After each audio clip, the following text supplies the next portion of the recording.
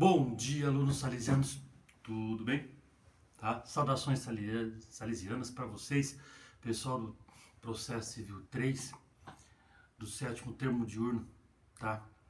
Hoje nós vamos estudar o ponto reclamação, que não é um recurso, que é um meio autônomo de impugnação de decisões. Ou seja,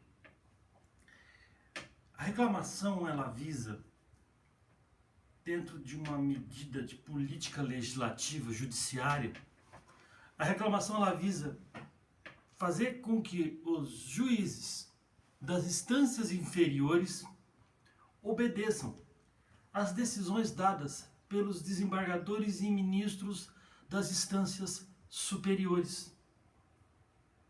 O que muitas vezes a gente vê que acontece é o juiz da vara, o juiz de um tribunal decidir totalmente contrário à orientação jurisprudencial do Supremo do STJ.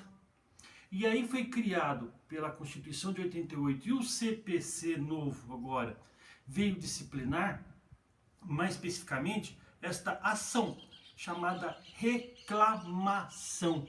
E o que visa a reclamação de acordo com o CPC?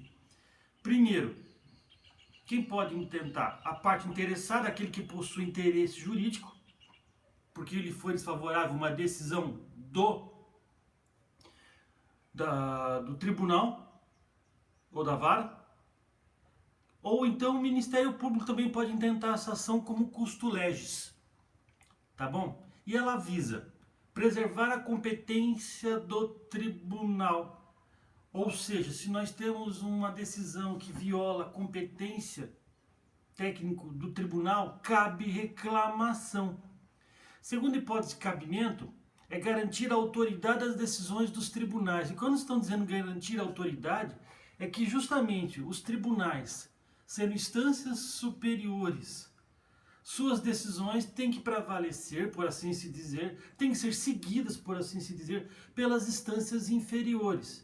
Então não adianta nada o STJ tomar um posicionamento jurisprudencial numa decisão colegiada deles e depois vem um desembargador do TJ, do TRF tomar uma decisão totalmente o contrário.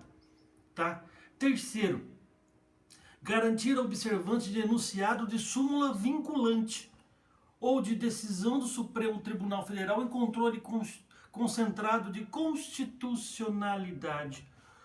A partir do momento em que o Pleno do Supremo se reunindo, expede uma súmula vinculante que nós já estudamos. Essa súmula vinculante tem que ser observada por todo o sistema judiciário brasileiro.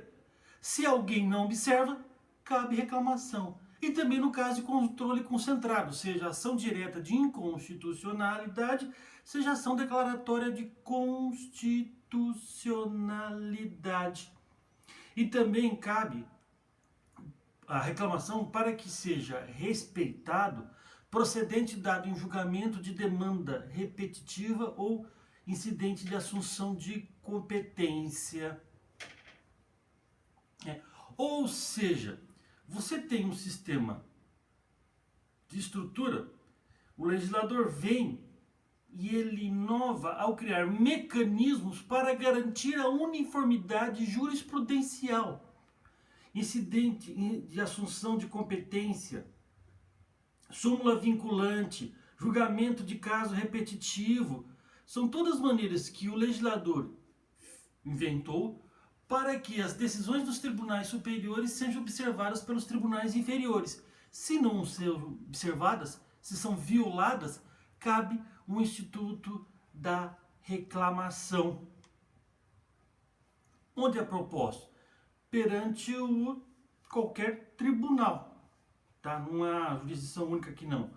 E vai para o julgamento compete ao órgão cuja competência se visa preservar. Se nós temos uma decisão contra a súmula vinculante no TJ, STJ, do TRF, STJ, do STJ no Supremo Tribunal Federal. Ou seja, você vai invocar o tribunal para que ele se manifeste sobre uma decisão de um outro tribunal inferior que vai contra a sua orientação jurisprudencial. Junta-se documentos, chega para o peticionado direto para o presidente do tribunal. O presidente do tribunal vai encaminhar para o relator do processo principal. Qual será o processo principal? É aquele processo principal ao qual se deu o julgamento, ao qual a jurisprudência foi decidida e deve ser respeitada. Então, justamente, vai cair no colo de quem proferiu o julgamento em incidentes de assunção de competência, em controle concentrado de constitucionalidade, em julgamento de caso repetitivo. Todos esses que julgaram o processo que a jurisprudência foi dada pela corte, mas foi violada a sua orientação jurisprudencial pela corte inferior, vai cair no colo dele. Mas um fato muito engraçado, e eu acho até engraçado, desculpa usar essa palavra, mas não cabe reclamação se o processo principal transitou em julgado. Tá?